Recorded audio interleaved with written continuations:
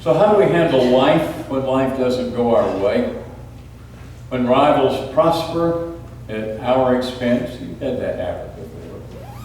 When someone else gets the promotion, neighbor drives up in a new car, cousin gets a new home, we're still in the same old shack. Colleague gets to take that vacation to Hawaii or Bermuda or somewhere, and ours is a staycation. You know what that means. Sometimes life can be frustrating and overwhelming. Several years ago, I heard Chuck Swindoll share this, and I'm going to share it at some length this morning because I think it will help us. It's called Alexander and the Terrible, Horrible, No Good, Very Bad Day. Written by Judith Yorst. I went to sleep with gum in my mouth, and now there's gum in my hair. When I got out of bed this morning, I tripped on a skateboard. By mistake, I dropped my sweater in the sink while the water was running. I could tell it was going to be a terrible, horrible, no good, very bad day. At breakfast, Anthony found a Corvette Stingray car kit in his cereal box. Nick found a junior undercover agent code ring in his cereal box. My breakfast cereal box, all I found was breakfast cereal. I think I'll move to Australia. In the carpool, Mrs. Gibson let Becky have a seat by the window. Audrey and Elliot got seats by the window too. I said I was scrunched. I said I was being smushed. I said if I don't get a seat by the window, I'm going to be car sick. No one even answered. I could tell it was going to be a terrible, horrible, no good, very bad day. At school, Mrs. Dickens liked Paul's picture of the sailboat better than my picture of the invisible castle. Think about it. At singing time, she said I sang too loud. At counting time, she said I left out 16. Who needs 16? I could tell it was going to be a terrible, horrible, no good, very bad day. I could tell because Paul said I wasn't his best friend anymore. He said that Philip Parker was his best friend, that Albert Mayo was his next best friend, and I was only his third best friend. I hope you sit on a deck, I said to Paul. I hope the next time you get a double-decker strawberry ice cream cone, the ice cream part falls off the cone and lands in Australia. There were 2 cupcakes in Philip Parker's lunch bag, and Albert got a Hershey bar with almonds. Paul's mother gave him a piece of jelly roll with little coconut sprinkles on the top. Guess whose mother forgot to put in dessert? It was a terrible, horrible, no good, very bad day. That's what it was because after school my mom took us all to the dentist. Dr. Fields found a cavity just in me. Come back next week and I'll fix it, said Dr. Fields. Next week I said I'm going to Australia. On the way downstairs, the elevator door closed on my foot. While we were waiting for my mom to go get the car, Anthony made me fall where it was muddy. Then when I started to cry, because of the mud, Nick said I was a cryberry. Baby, cryberry, baby, crybaby. And while I was punching Nick out for saying crybaby, my mom came back with the car and scolded me for being muddy and fighting. I am having a terrible, horrible, no good, very bad day. I told everybody. Nobody even answered. Then we went to the shoe store to buy some sneakers. Anthony chose white ones with blue stripes. Nick chose red ones with white stripes. I chose blue ones with red stripes. Then the shoe man said we're all sold out of those and made me buy plain old white ones. But they can't make me wear them. We picked up my dad in his office. He said I couldn't play with his copying machine, but I forgot. He also said to watch out for the books on his desk, and I was as careful as I could be except for my elbow. He also said don't fool around with his phone, but I think I called Australia. My dad said please don't pick him up anymore. It was a terrible, horrible, no good, very bad day. There were lima beans for dinner. I hate lima beans. There was kissing on TV. I hate kissing.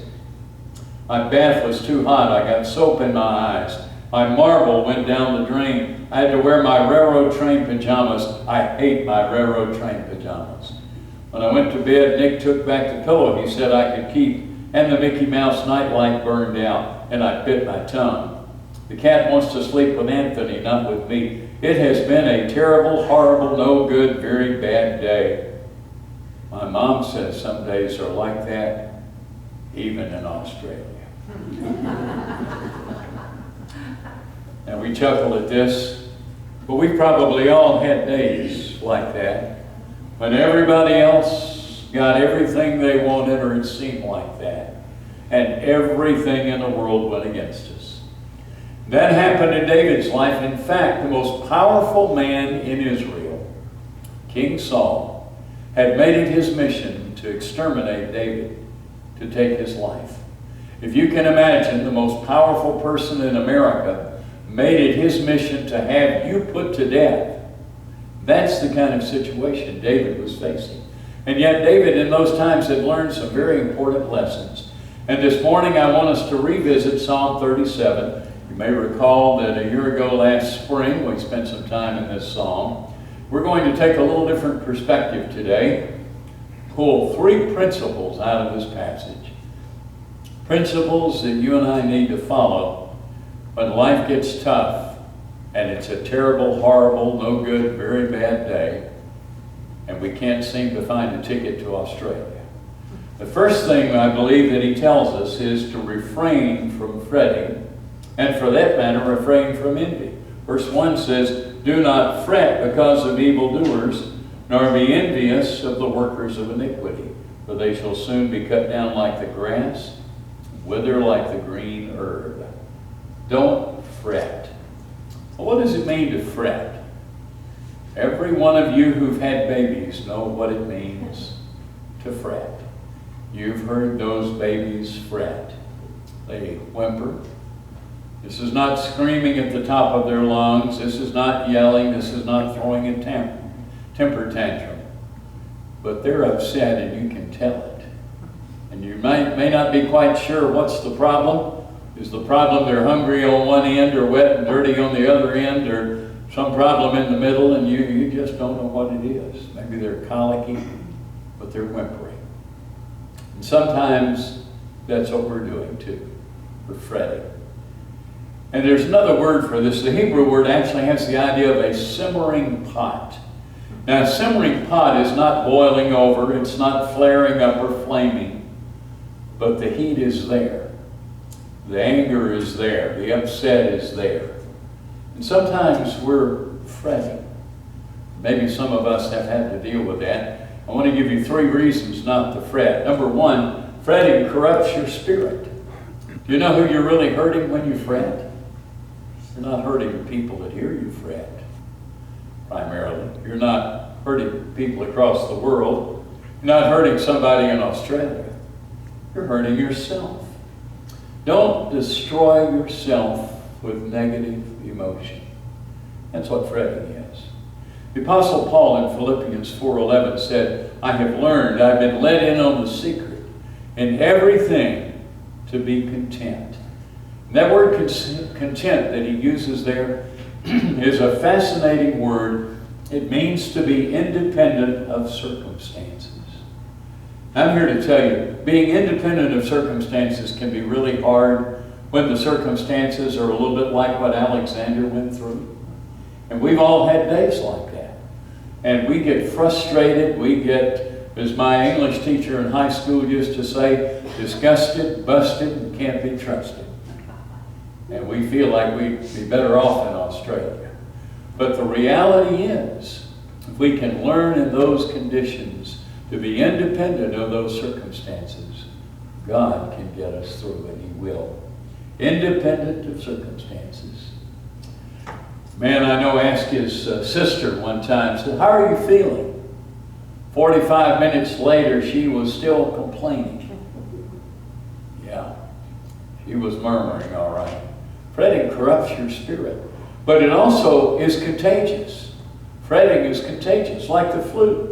You know, you get one person in a group of people, and they're complaining and they're murmuring. In fact, that's a word in the Old Testament you can study in the book of Exodus and the book of Numbers, where the Israelites out in the wilderness grumbled. It's translated in some translations. The old King James called it murmuring. And the definition was they were complaining in a muted but audible voice.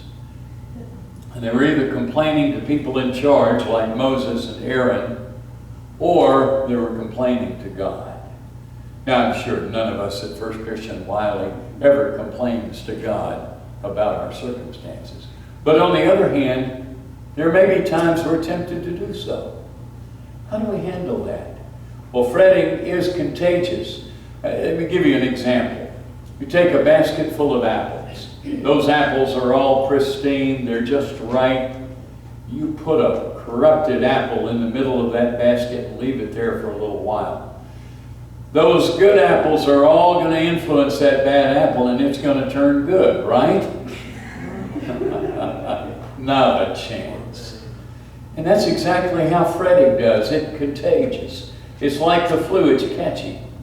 An evangelist friend preached a really great service one time. Several decisions were made for Christ, and afterward he went out for dinner or was going out for dinner, and a man handed him a note on the way out of the service and said, "Read this later." And after he'd gone to dinner and got back to his hotel room where he was staying, he opened up the note.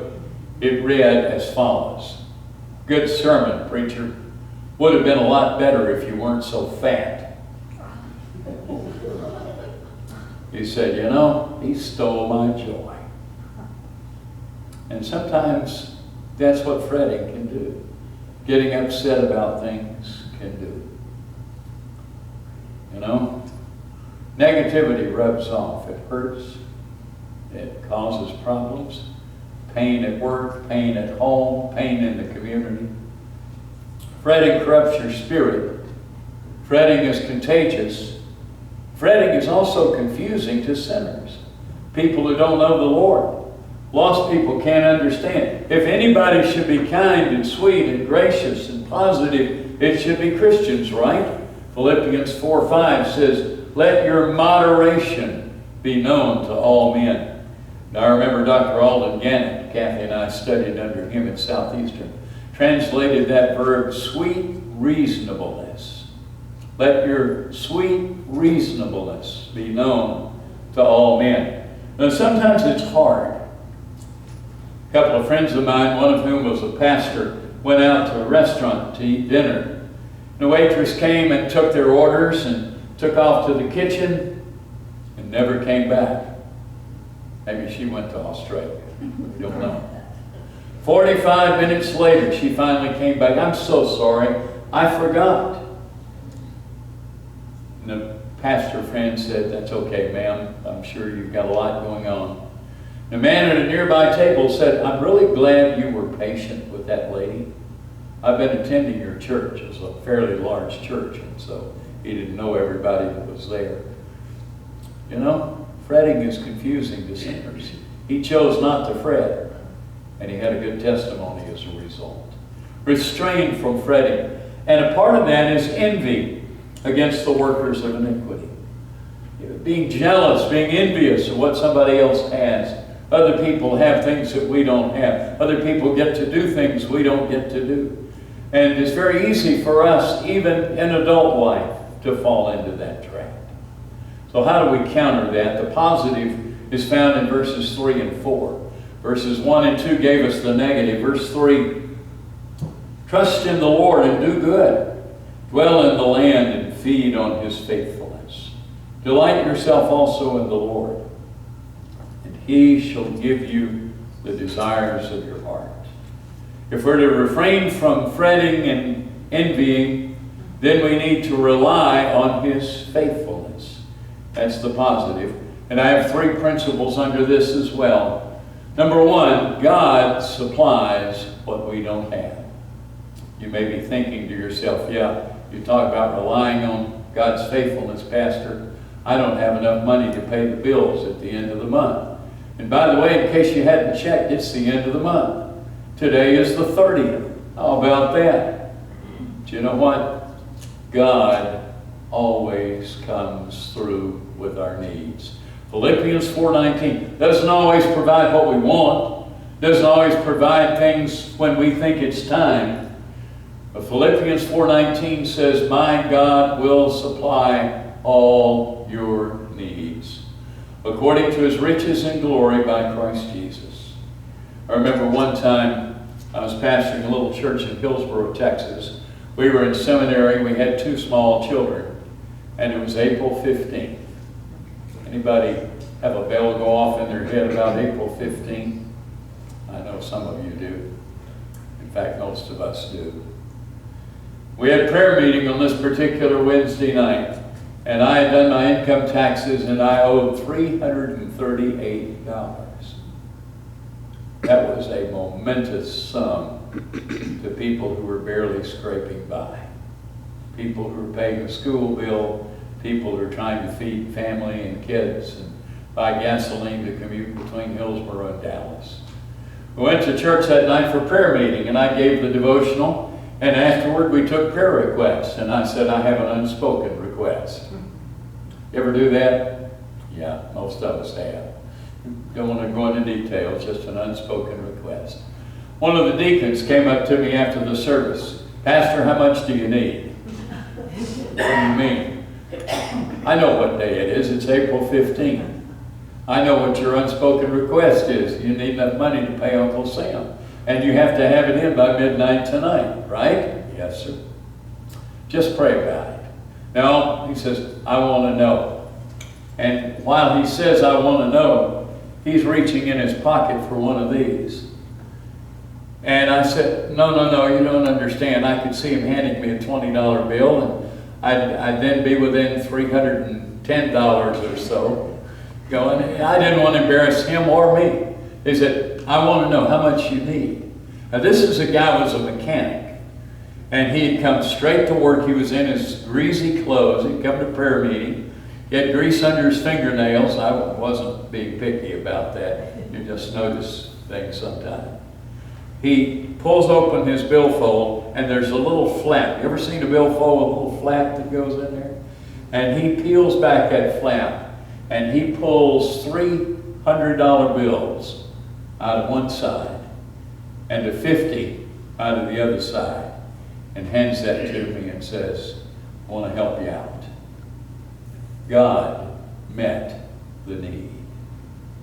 God took care of the need. We had another incident happen many years later. I was senior pastor of a fairly large church up in Kansas City. And we had a daughter who was very sick, and we needed to put her in the hospital. We were going to put her in on Sunday afternoon. There was only one problem. We had to have $3,000 to put her in the hospital. Back in those days, it didn't quite work like it does today. You go in the hospital, and then they begin to beat on you and collect you afterwards. They wanted the money up front. We didn't have that money. We had enough money to buy groceries. We had enough money to buy gasoline to get to the hospital. And that was about it. And I remember praying with the choir, as we do here before the Sunday morning service. And as the choir is walking out, somebody from the choir hands me a piece of paper. I stick it in my pocket. After preaching and after the service, I take it out and look at it. It was a check for $1,500. Wow. We're halfway there. What are we going to do? They want $3,000. We go home, we eat lunch. The doorbell rings while we're eating lunch. One of the elders of the church shows up at the door, comes in, he says, I felt like it'd be nice if I prayed with you guys before you take your daughter to the hospital. We pray together. We go to leave. He shakes hands with me, and I feel something in his hand as we shake hands. After he closes the door and leaves, I look at it. You want to guess what it was? It was a check for $1,500. God had supplied. And that's not because of us. That's not because we're any special people. That's just because we had believed that God would supply what we didn't have. And since that time we've been stretched, and I know many of you have been stretched, but our God will and can and does supply our needs. Sometimes He does it through giving us work to do. Sometimes He does it through some unexpected, maybe a tax refund or something. But God provides. But not only does God supply what we don't have, God sustains what we do have. Sometimes we have some, we have a little and we're afraid we're going to lose it. God takes care of it. I remember one time we were in Israel, the Holy Land, and we were on the north side of the Sea of Galilee, and we were walking down, and you could see the Sea of Galilee, and there was a long sloping hill there, and they explained to us what happened there. That was the place where there were 20,000 or so people, 5,000 men plus women and children. And Jesus was there with his disciples, and he had taught them, and he said, let's feed them. They said, we don't have enough food to feed them. It'd take a year's salary to feed this crowd.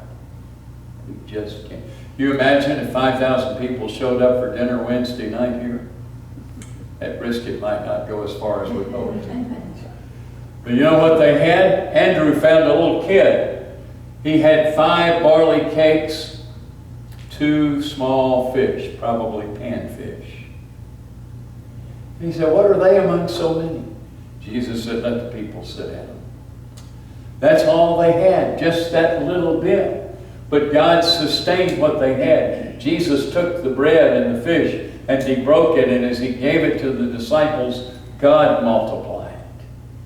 And when they got done, do you remember how much they had in the way of leftovers? 12 basketfuls. They had more than they started with. God sustains what we do have. What a wonderful example this is. And then finally, not only does God supply what we don't have, and not only does he sustain what we do have, God satisfies us about what we can't have. You say, what do you mean what we can't have? You know, maybe we can't have that boat. Maybe we can't have that new house. Maybe we can't have that Mercedes or that Lincoln. But God satisfies us. Some of you are from Oklahoma, and I know you're familiar with humorist Will Rogers. This is one of my favorite Will Rogers sayings. A lot of people are moving to town so they can make enough money so they can move to the lake or the country. Think about that one. Not quite satisfied. And yet again in Philippians chapter 4, Paul said, I've learned in whatever state I am in this to be content. Here's another verse about contentment that's not as familiar, and I was looking at this last night. Hebrews chapter 13, verse 5. You might want to look at it yourself. In fact, you might even want to memorize it. Let your conduct be without covetousness. Hebrews 13, 5. And be content with such things as you have. For he himself has said, I will never leave you or forsake you. Let your conduct be without covetousness. Remember what the first verse said in Psalm 37? Don't be envious of the workers of iniquity. Don't covet what they have. Be content with such things as you have. Why? Because you have the Lord. You have Christ. He will never leave you. He will never forsake you. He will never abandon you. God satisfies us with what we don't have. And I believe, according to verse 4, if we delight ourselves in the Lord, he will give us the desires of our heart. You say, well, what if I still desire the Mercedes or the Cadillac or the Lincoln? I believe God will adjust our desires if we are delighting in him. See, we may delight in other things. We can delight in grandkids. I was at a birthday party last night. Grandkids, great-grandkids, boy, what a wonderful time. They're running and gunning and having a ball, taking the place apart, playing laser tag and other things, scarfing down pizza. And I'm having a great time just watching them. Thank you, Lord. But you know what? Our delight can't just be in our grandkids or great-grandkids or homes or cars or jobs or anything else. He says, delight in the Lord. Let him be the source of delight. He'll give you what you want. That brings us to the third thing. We talked about refraining from fretting and envying, relying on his faithfulness, and then finally, rejoice in his fatherly care. See, he's like the Father who delights in giving. He's like the Father who really takes care of us. Go back to verse 3. I want to pick out some key words here. These are imperatives. The first one is trust. God wants us to trust. That word literally has the idea of lying helplessly before the Lord without trying to make any effort or initiative ourselves. We're trusting, we're relying on him. I remember the incident that happened a year ago last spring when I was driving around for 17 or so minutes and was unconscious because of a low blood sugar. My car, for some reason, wound up about 15 miles away from where I had been. I ran off the road and I was lying there, and I woke up, and the EMT was checking me over, and I was sitting in the back of an ambulance. And I wanted to get out and check on my car, and he said, just lie down. Just lie down. They took me to the hospital.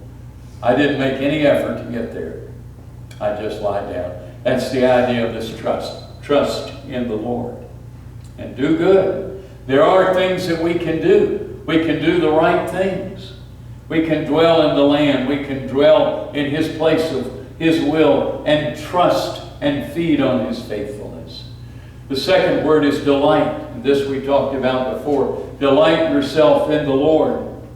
What do we really delight in today? So easy for us to delight in the wrong thing. We delight in the Lord. He gives us the desires of our heart. Kathy and I have gotten to know a man named Steve Saint, who worked with us on our radio program for some time. Steve Saint's father was one of 5 men who were murdered by the Waodani Indians in 1956 in Ecuador. They were called the Alcas at that time. Their pictures were on the cover of Life magazine. They carried the story. Steve Saint wound up going back to live and grow up with his Aunt Elizabeth Elliott among the Waodani Indians. During that time, he had the privilege of leading to Christ the man who had taken the spear and speared his father to death. And Kathy and I had the opportunity. We ran into them in an elevator in Washington, D.C. in a hotel. And here is Steve, and here's this little guy wearing this funny-looking Indian costume. And Steve said, this is Father Minkai. He's become a part of my family. He is the grandfather now to my children. Literally, because of his delight in the Lord, Steve Saint was able to extend love and forgiveness to the man who had murdered his father. That, my friends, is delighting in the Lord. And God had given him the desires of his heart. He wanted his children to have a grandfather, and God had provided. The next word is commit. Commit your way to the Lord. That word in verse 5 literally means to roll your way over to the Lord. In fact, Psalm 55:22 puts it this way: cast your burden on the Lord, and he'll sustain you. He'll never suffer the righteous to be moved. Another experience from my days in pastoral ministry in Hillsboro. Part of being a pastor there involved helping to bale hay. Anybody here ever involved in baling hay? Maybe some of you. Well, these were not the big round bales of hay. These were the kind that you could barely lift. And they came out there with a trailer, and we'd come along, and you'd pick those things up, and you'd roll them up onto the trailer. And that's the picture here. You have a burden that's too big to carry, roll that burden onto the Lord. Put that burden on God. Commit it to him. He will take care of it. That's what this verse says. Trust in him. He will bring it to pass. Then finally, we get to verse 7. Rest in the Lord. That word for rest has the idea of resting quietly. Resting quietly. Some of you worked in child care before. You've taught school before. You have a little quiet period for the students to rest. Sometimes the students don't want to rest. They don't want to be quiet. They want to be active. They want to be rambunctious, as my dad used to put it. And the idea here is sometimes we're that way, but he wants us to rest silently in the Lord and wait patiently for him. And this word, wait patiently, is a fascinating Hebrew word. It's the idea of a woman in labor. Some of you have had babies, and you know exactly the kind of pain that a woman in labor experiences. She just sometimes is just writhing in pain